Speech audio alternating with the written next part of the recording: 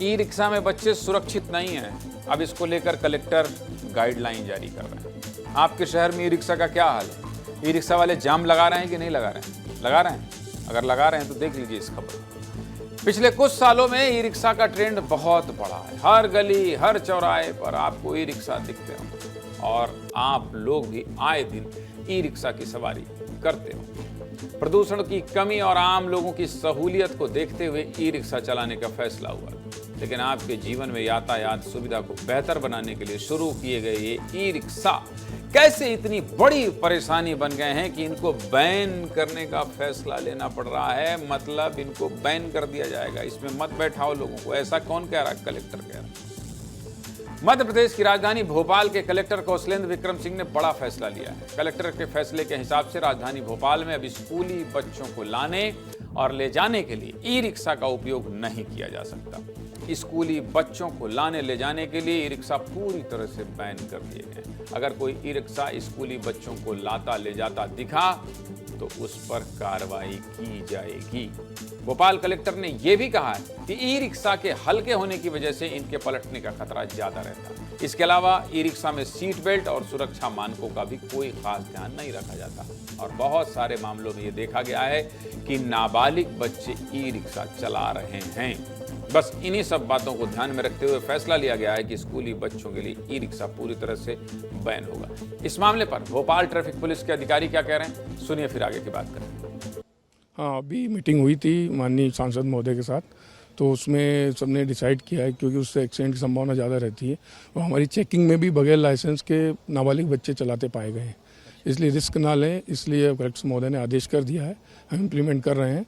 School के बच्चों के लिए नहीं चलेंगे वो। आखिर ई रिक्शा इतना खतरनाक क्यों है, ये भी आपको बता देता हूँ। ये आप लोग भी देख लें और वो पेरेंट्स भी देख लें जो अपने बच्चों को ई रिक्शा में स्कूल भेज रहे हैं, और वो जिम्मेदार भी देख लें जिनके ऊपर मानक तय करने का जिम्मा। देखिए, ई रिक्शा इसलिए भी बहुत खतरनाक है क्योंकि सभी वाहनों की तुलना में इनके पलटने का खतरा ज्यादा रहता है। इसका कारण है कि ई रिक्शा की बॉडी बहुत ऊंची होती है, जिसकी वजह से अगर ई रिक्शा में ज्यादा वजन हो तो उसके पलटने का खतरा बना रहता है। इतना ही नहीं, ई रिक्शा की बॉडी भी आम वाहनों की तुलना में बहुत हल्की होती है, जिस वजह से सड़क के मोड़ में जब ई रिक्शा झुकता है तब उसके पलटने का खतरा बढ़ जाता है। इसके अलावा और कौन सी सावधानी है और कौन सा आपको सावधान करना है, ऐसे कौन से मुद्दे हैं, देख लीजिए।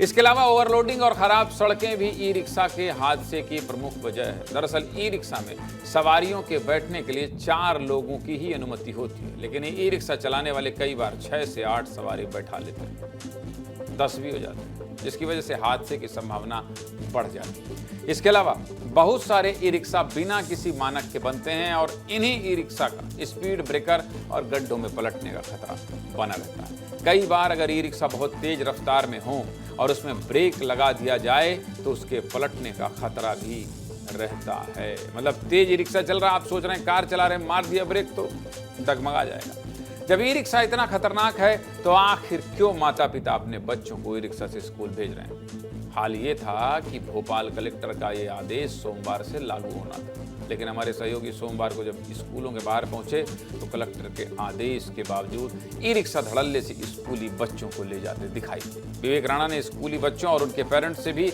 इस बारे में बातचीत की। कलेक्टर आपके बच्चों की चिंता कर रहे हैं, आप हैं मान नहीं रहे, बताइए क्या कह रहे हैं पेरेंट्स और बच्चे, सुनिए फिर आगे बात करेंगे।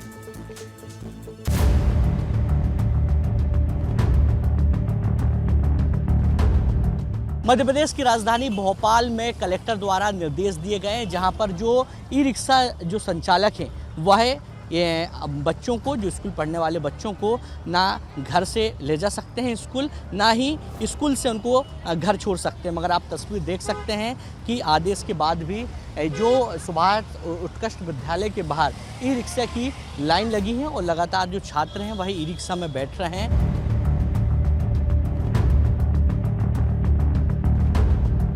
हम कैसे पेट पालेंगे अपना? गवर्नमेंट ने तो आदेश कर दिया, लेकिन हम कैसे, अब अपना रोजी रोटी का सवाल है हमारा।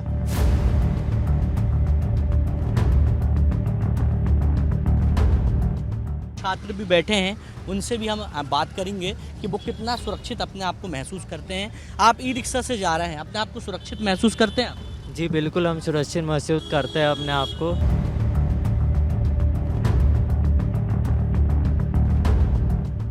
बच्चों के लिए नहीं है सही वो, अच्छा छोटे बच्चों के लिए अच्छा, गिरने का डर है उसमें, ई रिक्शा से। ई रिक्शा से। बड़े बच्चे तो फिर भी पकड़ के बैठते हैं ना।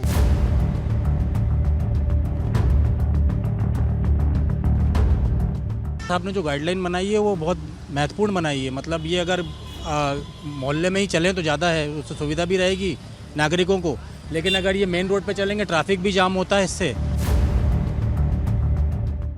सरकार और अधिकारियों का काम नियम कानून बनाना है, इसलिए वो तो कानून बनाएंगे, लेकिन कानून से ज्यादा जरूरत जागरूकता की है। अब इस खबर का एक पहलू और भी, वो है ई रिक्शा चलाने वाले। दरअसल ई रिक्शा चलाने वाले लोग बहुत ही गरीब होते हैं और ई रिक्शा खरीदकर हर महीने EMI भी चुकानी होती है। ई रिक्शा डीलर बताते हैं कि एक ई रिक्शा चलाने वाला हर महीने औसतन 5,000 से 7,000 रुपए की EMI भरता है, मतलब किस्त भरता है। अब स्कूली बच्चों को लाने ले जाने पर बैन लगने के बाद ई रिक्शा चलाने वालों की आमदनी पर भी संकट है। इसके लिए भी प्रशासन को कुछ वैकल्पिक रास्ता तो निकालना ही होगा।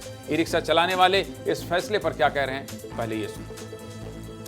अब अधिकतर लोगों ने लोन पे गाड़ी उठाई है, 2.5-3 लाख के कर्जे में हो चुके हैं और सरकार एक नया नियम निकालती है कि आप स्कूल बच्चों को नहीं छोड़ोगे। तो ये बताइए, जब इसमें पहले ही सेफ्टी नहीं थी तो सरकार ने इसका टैक्स और इसे रोडों पे लानी ही नहीं थी। अगर ये स्कूल वगैरह हम बंद कर देंगे तो इनकी किस्तें कहाँ से भरेंगे हम? परेशानी तो होएगी साहब। क्या कहते हैं, हमने गाड़ी के, अब जैसे हमने 9,000 रुपये महीने किस्त भरते हैं तो कहाँ से लेके आएंगे ये बताइए आप। 9,000 रुपये बहुत मायने रखते हैं। फिर अपने घर का भी चलाना है, बच्चों का चलाना है, तो 9,000 रुपये कैसे देंगे? भाई हम लोगों को दिक्कत हो जाएगी बहुत ज़्यादा। हम लोग है ना कमाई नहीं कर पाएंगे सर। इसमें अगर सरकार ने रूट है ना बना दिया तो हमको बहुत परेशानी नहीं भाई ये हमारी हो सकती है और फिर हम अपना घर भी नहीं चला पाएंगे।